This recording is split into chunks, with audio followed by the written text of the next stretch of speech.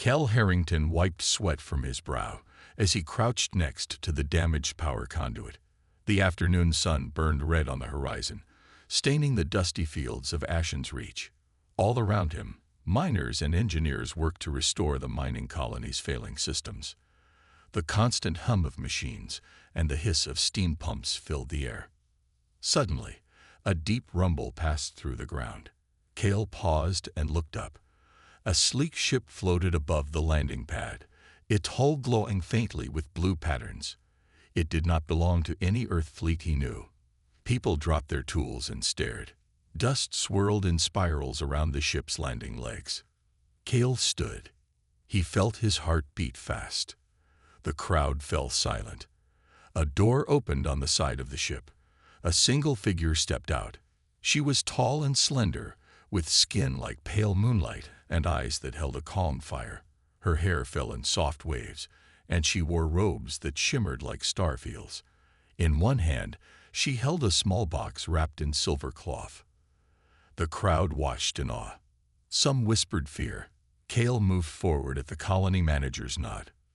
"Greetings," he said, keeping his voice steady. The alien woman bowed once, with grace. "I am Princess Nylera of the Orionist Dominion," she said. Her voice was clear and gentle. "My mother, Empress Selvia, has sent me with a message for you." Cale's brow furrowed. "For me?" he asked. Nylera nodded. She held out the silver-wrapped box. "Open it." Cale reached out and took the box. He undid the ties and lifted the lid. Inside lay a holoscroll, glowing with soft light. Symbols shifted in the air above it. Cale gently lifted the scroll and tapped a symbol. It unfolded before him. An image of an ornate seal, a woman's face surrounded by star maps. The seal had words in a language he could not read. Princess Nylera spoke again. "This is the Empress's seal. It says, 'My mother sent me to marry you, human. She asks for your hand in alliance. Together, we can stand against great dangers in the galaxy.'" A hush fell. Cale felt a rush of questions. He looked at the princess. Her calm eyes met his. "This cannot be real," a miner whispered behind him. "Real or not," Cale replied, "we need to know why." He turned to Nylera. "Why me?" Nylera's lips curved in a small, sincere smile.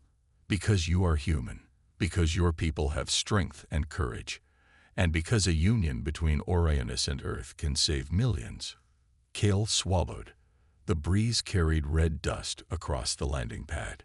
He let out a slow breath. In that moment, he knew that his life had changed. He felt both fear and excitement.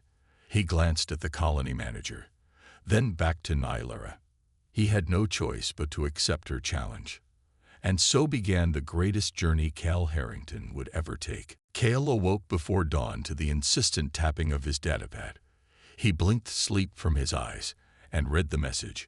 "Report to the Colony Council at 600 hours. His heart skipped. Yesterday's encounter with Princess Nylera had shaken him more than any reactor failure. By the time he arrived, the council chamber was already crowded. The colony manager, Marla Sweeney, stood at the head of a long metal table. She nodded curtly as Cale took his place. A row of miners, engineers, and settlement representatives watched in grim silence.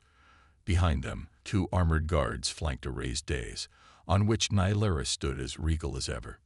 "Thank you for coming," Marla began, her voice firm. "Princess Nylera has made an extraordinary request." Nylera inclined her head and produced the silver-wrapped box from Part 1. She placed it on the table and gently unwrapped it. The holoscroll materialized once more, its soft glow illuminating her calm face. "This message is from my mother, Empress Selvia of the Orionist Dominion," Nylera said. "She requests an alliance through marriage." A murmur ran through the room. One of the miners spat on the dusty floor. "We're not her vassals," he growled. "We just want to survive out here." An engineer to Cal's right whispered, "This is madness. An alien princess. Marriage." Cale cleared his throat. "With respect," he said, We've all faced danger here, but what threats does the Empress believe we need to unite against? Nylera touched the scroll. It shifted, revealing a star chart marked with dark swaths. Pirate fleets prowl the Void Rift. Rogue warlords exploit weak colonies. Soon, the Orionist borders will be tested. Your world sits on the frontier. An alliance can shore up defenses on both sides. A woman in a simple brown jumpsuit raised her hand. And why Cal Harrington? Why bind our fate to one man's marriage? Cale felt the weight of dozens of eyes on him. He glanced at Nylera, whose serene gaze never wavered. The Empress chooses representatives she trusts, Nylera replied. She has studied human records. Your name came up again and again. For your skill, your honor, and your spirit. Marla tapped her pen on the table. We need guarantees, she said. We can't send our engineer off into unknown space on a whim. Nylera produced a second object, a slender crystalline cylinder. She handed it to Marla. This contains the Empress's promise of protection, trade agreements, and shared resources. It is sealed by Orionist law. Marla examined the cylinder, then looked at Cal. He met her eyes and nodded. In that moment, responsibility and curiosity swelled inside him. I volunteer, Cal said. His voice was steady. I will go with Princess Nylera to Orionist Prime. I'll hear the Empress, and I'll decide what's best for Ashen's Reach. A hush fell. Then Marla lifted her chin. Very well. You leave at first light tomorrow. May fortune guide you both. Cale stepped forward and bowed to Nylera, who returned his gesture. In the soft glow of the council chamber's lights, two very different worlds had taken their first step toward unity. And Cale knew his life would never be the same. Cale rose with the first pale light of dawn, finding himself at the edge of Ashen's Reach's landing pad. Behind him, the dusty colony blinked awake. Ahead, Princess Nylera's cruiser awaited, its pale hull reflecting the rising sun. Cale carried only a small pack of essentials, tools, a change of clothes, and his datapad. He paused for a final look at the settlement he had called home and felt a tight knot of hope and fear in his chest. The boarding ramp descended with a soft hiss. Cale followed Nylera into the ship's foyer, where walls of polished alloy curved overhead. A gentle hum vibrated through the floor. Two Orionist attendants in flowing uniforms greeted them and led Cale down a corridor lit by soft, shifting lights. Despite the alien grandeur, he noticed small details, a worn handrail, service panels labeled in his own language, and the faint aroma of spiced tea. They entered the observation deck. A wide viewport stretched before them, showing stars that glittered like diamonds against the void. Nylera stood at the center, her robes trailing behind her. She gestured for Cale to join her. As they moved closer, the hum of the ship quieted, and Cale felt a deep calm wash over him. This is the heart of Orionist travel, Nylera explained. We call it the mind of the ship. Here, crew and passengers find balance before our jump through hyperspace. She placed a hand on a smooth console. Lights shifted into a pattern that made the stars outside blur into streaks of light. Cale watched in awe as the vessel accelerated beyond the limits of normal space. He gripped the rail, feeling the gentle push of acceleration. The stars melted into arcs, and a soft violet glow filled the viewport. He thought of his homeworld so far behind them, and felt a thrill as the cruiser slipped between dimensions. After the jump, the deck lights returned to normal. Cale exhaled slowly, surprised at how his body had relaxed. He turned to Nylera, who now wore a shy smile.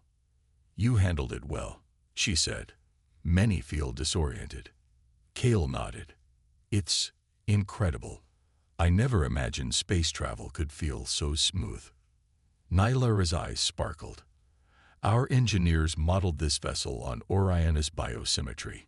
It responds to our thoughts as well as our commands. She tapped a symbol on the console, and detailed maps of star routes and data streams appeared in midair.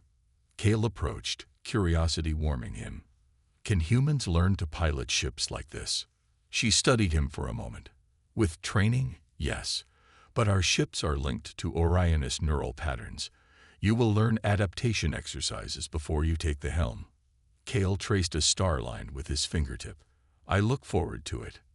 They spent the next hour touring the cruiser. Kale saw living gardens in transparent pods where strange plants swayed in zero gravity.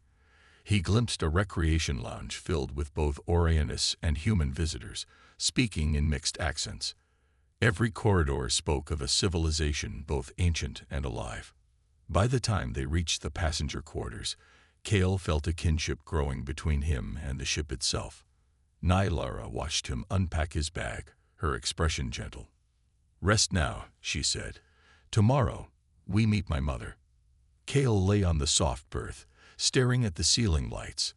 He thought of Ashen's reach, his family, and the Empress awaiting him. Though fear tinged his thoughts, a quiet excitement bloomed. He was no longer just an engineer on a dusty colony. He was part of something far greater, a bridge between worlds.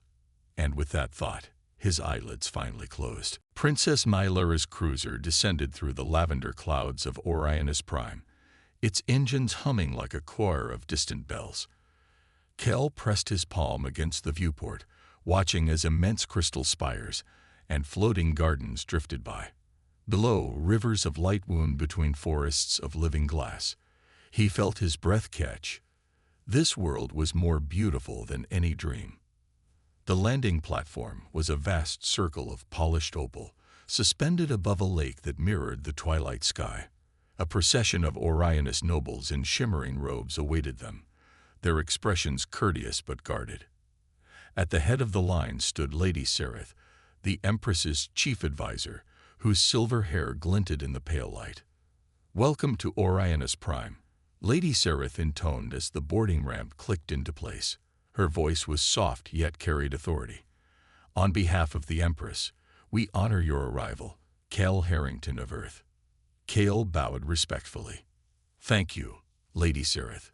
It is an honor to stand on Orionis soil. Nylara offered her arm, and Kale took it gently. As they walked, attendants released gentle bursts of mist that carried the scent of nightbloom flowers. Soft lanterns and floating orbs lit their path, revealing gardens where blossoms pulsed with inner light.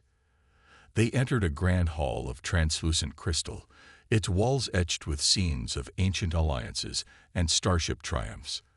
The ceiling seemed to dissolve into the galaxy itself. At the far end, on a dais of white marble, sat Empress Selvia. She was tall and regal, her eyes filled with the wisdom of centuries. Her hair flowed like liquid starlight. Nylara knelt. Kale followed, lowering himself to one knee. The hush in the hall was absolute. Rise, my daughter, the Empress said in a voice that both warmed and commanded. Nylara stood, smoothing her robes.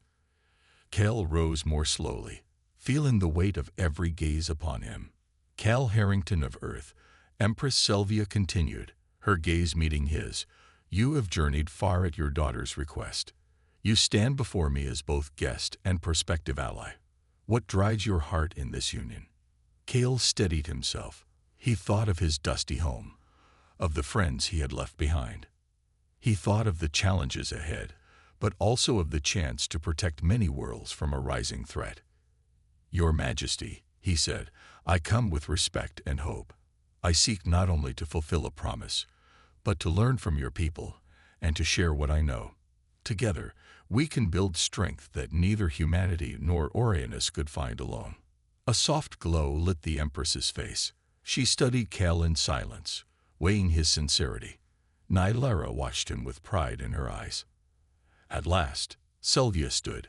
Crystal panels slid open behind her, revealing a chamber filled with treaties, maps, and gifts from distant worlds. Then let our councils meet, the Empress declared. Let us draft the terms of our alliance and celebrate the bond between our peoples.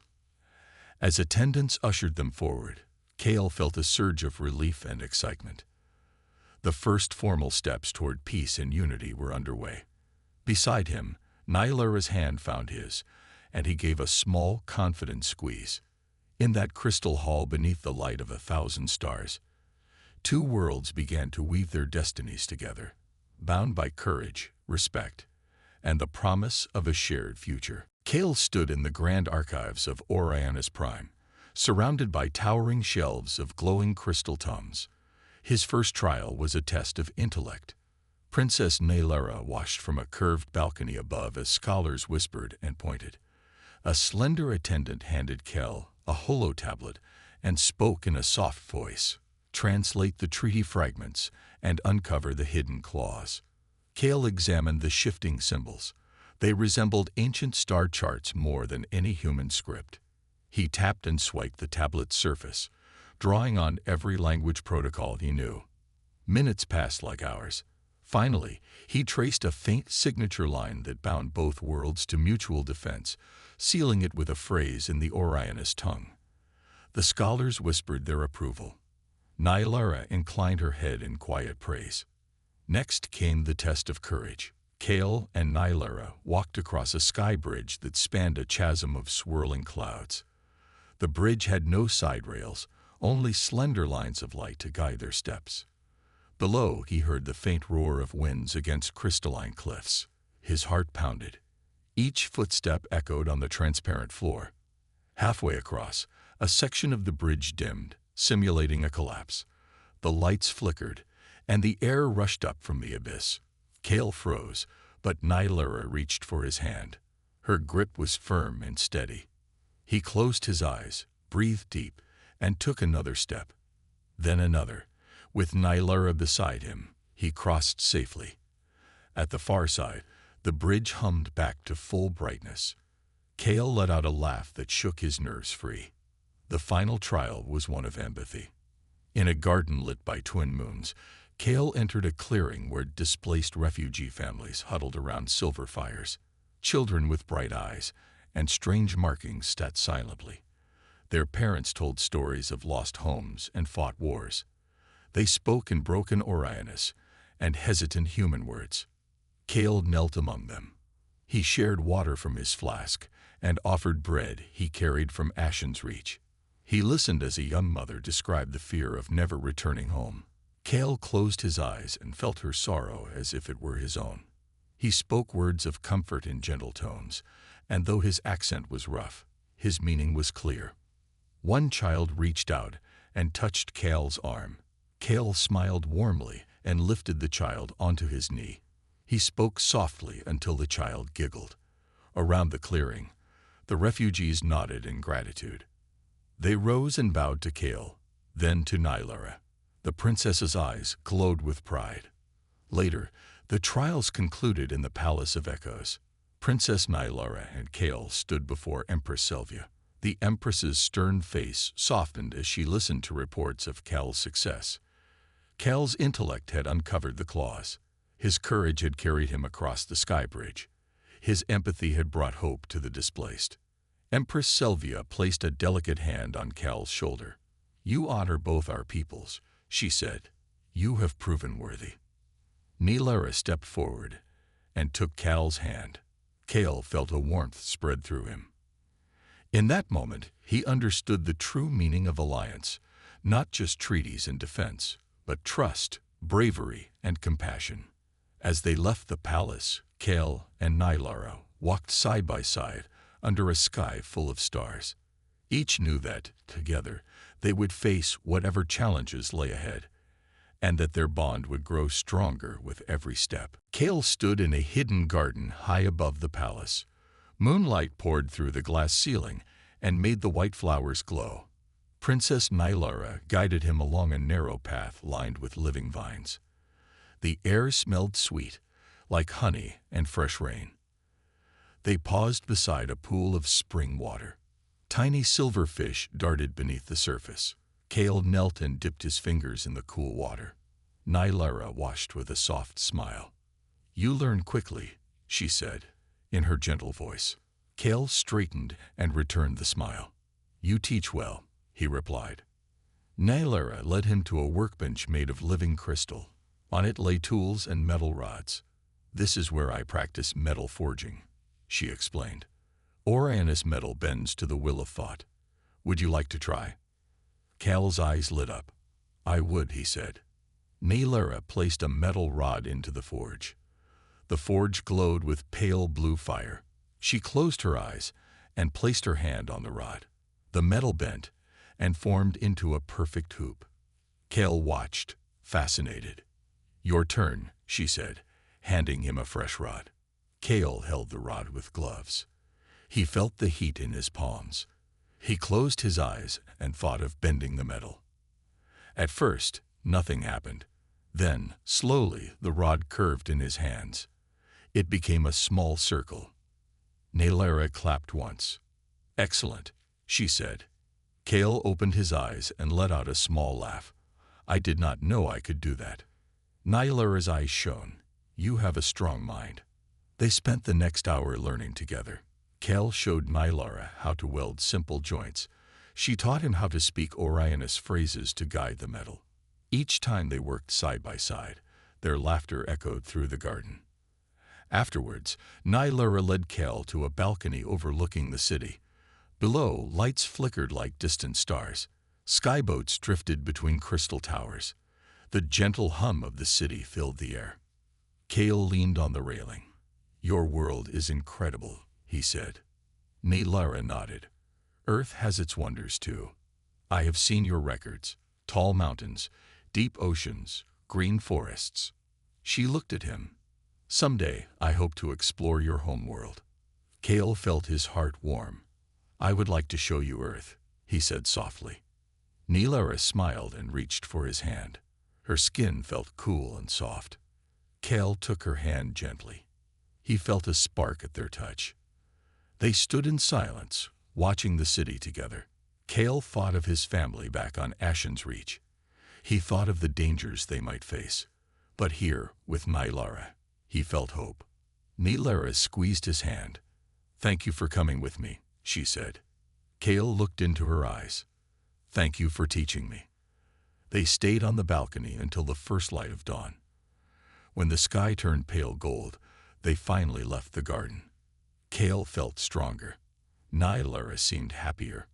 Between the trials and tests, they had found trust and friendship. Together, they walked back toward the palace. Their steps were light, and their hearts were full.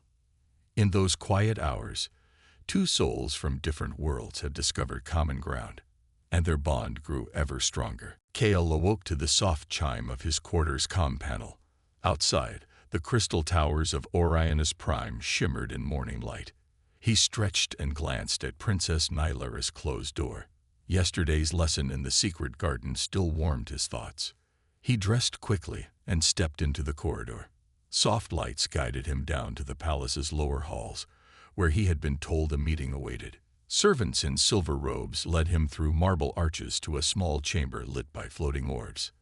There, he found Naylera waiting beside a low table covered in data scrolls.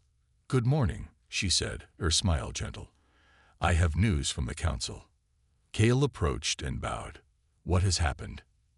Naylera touched a scroll, and it unfurled into a holographic map of Orionis Prime. There is unrest, she explained. A faction doubts the value of our alliance. They believe Earth's technology could one day threaten Orionis. Cal frowned. Who are they? She tapped another scroll, showing names and images of 3 nobles, Lord Varys, Lady Mithra, and General Kilorn. They meet in secret to discuss weakening the bond between our worlds. Cal studied the map. If they act, they could destroy everything we have built. Naylera's face grew solemn. That is why I need your help. You understand human politics.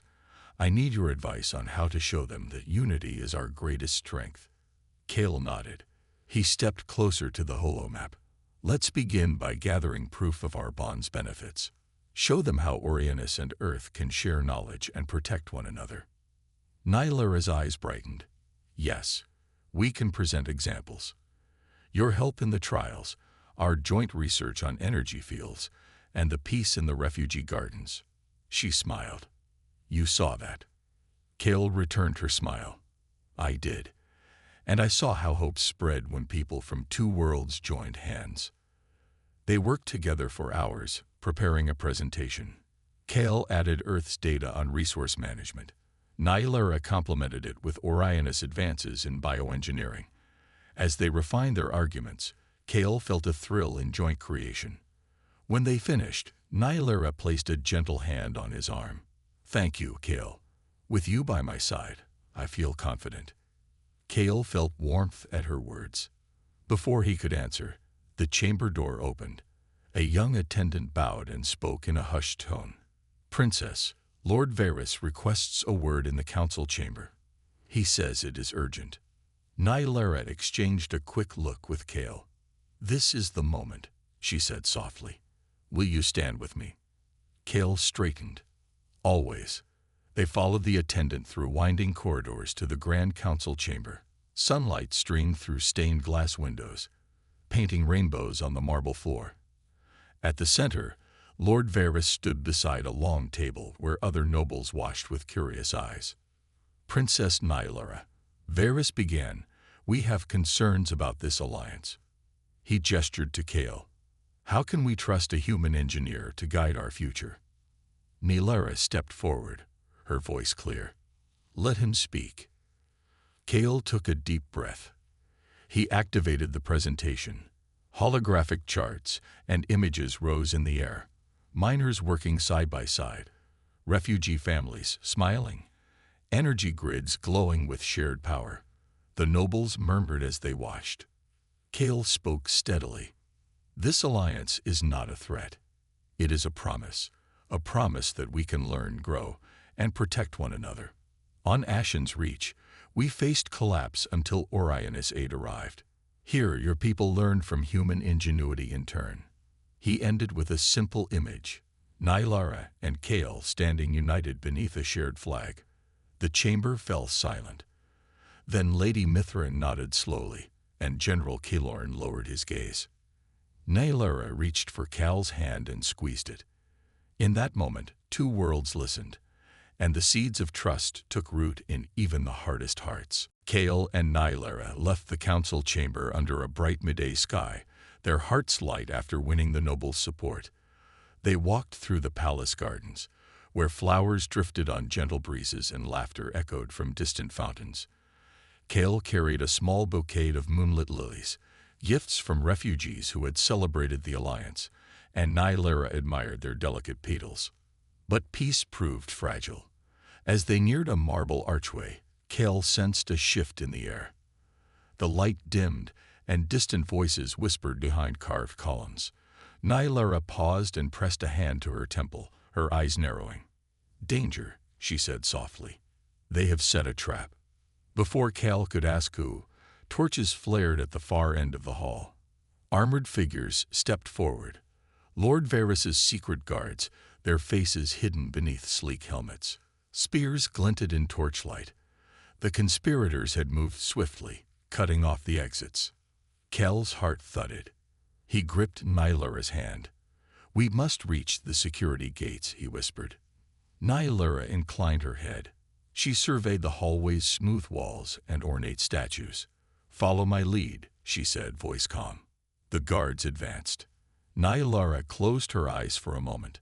A faint ripple of light passed through her, and Kale felt his mind sharpen, as though tuned to a single purpose. At her silent command, the statues lining the corridor shifted. Panels slid aside to reveal hidden alcoves. "Quick," Nylera urged, and they slipped into the nearest recess just as spears clanged against empty air. Kale held the lilies close, their petals brushing his arm. He followed Nylera into a narrow tunnel lit by soft blue veins in the rock. They ran in silence until the tunnel opened onto a lower courtyard. Here, moonlit fountains glowed in dim light and vines curled around shattered pillars. Guards searched the gardens, their footsteps echoing.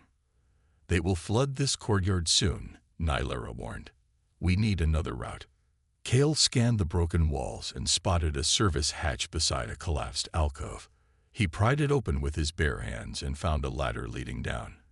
"This way," he said. They climbed into the darkness. The hatch sealed above them as they descended into maintenance shafts that hummed with the palace's power. Kale pressed a switch on the wall and dim lights flickered on, revealing pipes and cables snaking through the walls. Nilara smiled at him. "Your resourcefulness saves us," she said. He shrugged. "We make a good team." Deeper in the shadows, the hatch above creaked open, and a frustrated guard voice called out. Kale felt a surge of adrenaline. He tightened his grip on Nilara's hand and led her forward. After several twists, they reached a grated door marked Servitor Access. Kale powered the lock with his datapad, and the door slid open with a hiss. Beyond lay a maintenance corridor that ran beneath the palace gardens. The hum of water pipes and distant bird calls drifted through the vents. They emerged behind a marble bench in the rose garden, where early evening light painted the blossoms gold. The lone gardener paused to bow as they passed. "Innocent lives," Nilara murmured. "They would not understand the danger we faced." Kale squeezed her hand gently. "We will protect them, and every world that trusts us." They slipped away into the fading light, their bond strengthened by danger and their resolve unbroken. Conspirators could strike again, but Kale and Nilara now moved together as one mind and heart, ready for whatever threats lay ahead. Kale and Nilara left the council chamber under a bright midday sky, their hearts light after winning the noble's support. They walked through the palace gardens, where flowers drifted on gentle breezes and laughter echoed from distant fountains.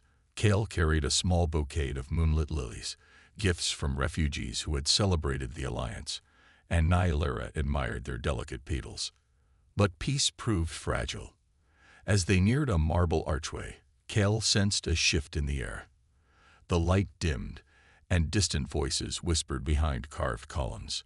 Nilara paused and pressed a hand to her temple, her eyes narrowing. "Danger," she said softly. "They have set a trap." Before Kale could ask who, torches flared at the far end of the hall. Armored figures stepped forward.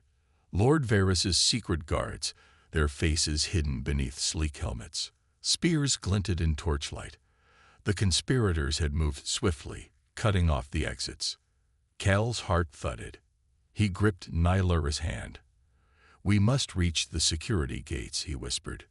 Nilara inclined her head. She surveyed the hallway's smooth walls and ornate statues. "Follow my lead," she said, voice calm. The guards advanced. Nilara closed her eyes for a moment. A faint ripple of light passed through her, and Kale felt his mind sharpen, as though tuned to a single purpose. At her silent command, the statues lining the corridor shifted. Panels slid aside to reveal hidden alcoves. "Quick," Nilara urged, and they slipped into the nearest recess just as spears clanged against empty air. Kale held the lilies close, their petals brushing his arm. He followed Nilara into a narrow tunnel lit by soft blue veins in the rock. They ran in silence until the tunnel opened onto a lower courtyard. Here, moonlit fountains glowed in dim light and vines curled around shattered pillars.